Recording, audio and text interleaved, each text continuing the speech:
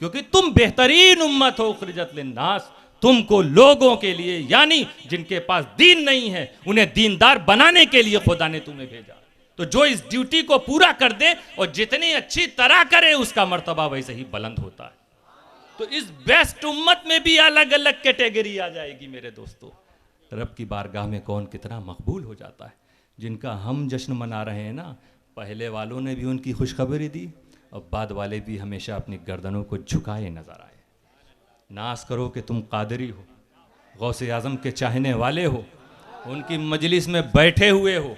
इंशाअल्लाह ताला आज सलाम दुआ के बाद यही उम्मीद लेकर जाना कि जो बिगड़ियाँ होंगी अल्लाह गौसे आज़म के सदक़े में सब बना के हमें वापस भेजे। आमीन आमीन। वो ऐसे पावर वाले हैं अपने मुरीदों के लिए, बस उनका भी मैसेज है। गौसे आज़म का मैसेज आज तक बगदाद से तुम्हें आवाज़ दे रहा है, जो गौसे आज़म ने फरमाया कि मेरे मुरीदों कब तक मैं तुम्हें बचाऊंगा। सिर्फ करामातें ना सुना करो, पैगाम भी सुना करो। वो दर्द जो सरकार गौसे आज़म के सीने का दर्द है, जो उन्होंने उस वक्त तो कितने अच्छे लोग होंगे। हमें नहीं लगता कि उस वक्त के लोगों के लिए कहा होगा कि वहां तो चोर आता था वली हो जाता था, सुभान अल्लाह, तो अच्छे कितने अच्छे हो जाते होंगे। ये आज हम ही जैसे लोगों के लिए है कि कब तक मैं तुम्हें बचाऊंगा, कब तक मैं तुम्हारी इसलाह करता रहूंगा, तब तक मैं तुम्हें खुदा की गिरफ्त से बचाता रहूंगा। काफिलों अब सुधर जाओ, अब सुधर जाओ, अब सुधर जाओ। हर 11वीं में तुम्हें गौसे आज़म की ये आवाज़ मगर तुम एक कान से सुन के दूसरे कान से निकालते नजर आ रहे। सच्चे कादरी बनकर तो देखो एक बार। ये जितने हैं ना, जितने तुम महसूस कर रहे हो कि तुम्हें तकलीफ दी जा रही है, ये सब तुम्हारे अपने बनते नजर आएंगे। आज हमारा जो कुछ भी नुकसान हो रहा हम खुद जिम्मेदार हैं उसके, वरना किसी की हिम्मत है हमारे नबी सल्लल्लाहु अलैहि वसल्लम की शान में गुस्ताखी करे और हम चुपचाप बैठ के देखते रहें। ऐसा नहीं हो सकता। हम इस मुल्क में हथियार नहीं, हम हथियार उठाने की बात नहीं करनी चाहिए। किरदार अपना लो ऐसा कि कांप जाए तुम्हारे अंदर का इश्क मुस्तफ़ा को देखकर, मोहब्बत देखकर। तुम्हारी बात, किरदार, तुम्हारे काम, तुम्हारी गुफ्तगू को देखकर आदमी अगर दुश्मन रसूल है तो इसकी हिम्मत ना पड़े, कदम कांपने लगे कि ये ऐसा गुलाम है, अगर इसके सामने मैं कुछ बोलूंगा तो मेरी खैरियत नहीं होगी।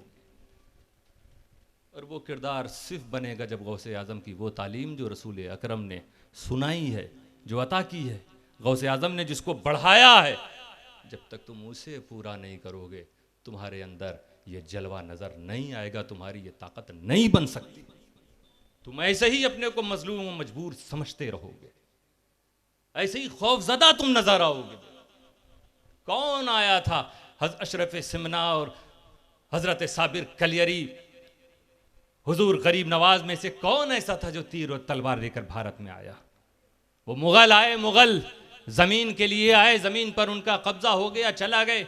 आज हुमायूं टॉम लोग फोटो खिंचाने के लिए जाते हैं, हाथ बांध के नहीं जाते, वहां दुआओं के लिए वहां जाके हाथ नहीं उठाते। वह उन्हें परवाह नहीं होती है कि जूता पहन के कहां तक जाना है। वो बाबर की मज़ार हो, कहीं भी हो, हुमायूं की हो या अकबर की है कि नहीं है पता नहीं। जो जमीन के लिए आए थे जमीन में जाके मिट चुके हैं। जो दीन के लिए आया था, आज भी अजमेर की धरती पर कितने ऐसे हैं जो स्टेशन पर पहुंचते ही चप्पलें उतार दिया करते हैं।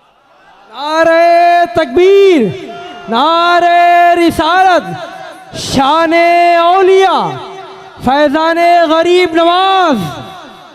तो मुसलमानों को बदनाम ना करो कि ये तीर हथियार और ताकत के बलबूते पर इस्लाम फैला, नहीं, प्यार से फैला है, प्यार से फैला।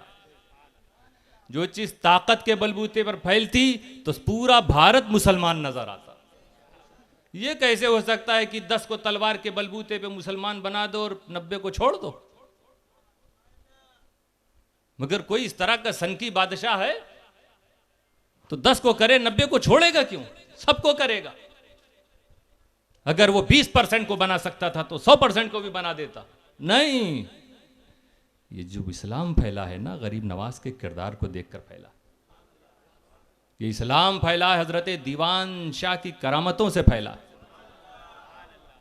इन बुजुर्गों तो अब वो किरदार हमारे अंदर अगर नज़र आ जावे तो इसी तरह इस्लाम की अच्छी तालीम को दूसरे लोग देखकर प्रभावित होंगे, क्योंकि बहुत अच्छा मैसेज है इस्लाम का। पीस, इस्लाम का मतलब पीस, ईमान का मतलब अमन, शांति, पीस। आतंकवाद से कोई ताल्लुक ही नहीं। जो मुसलमान आतंक की तरफ चले जाएं वो मुसलमान नहीं सच्चे, इस्लाम की तालीम से हट चुके। तो इस्लाम की असल तालीम को हमें और आपको अपनाना होगा।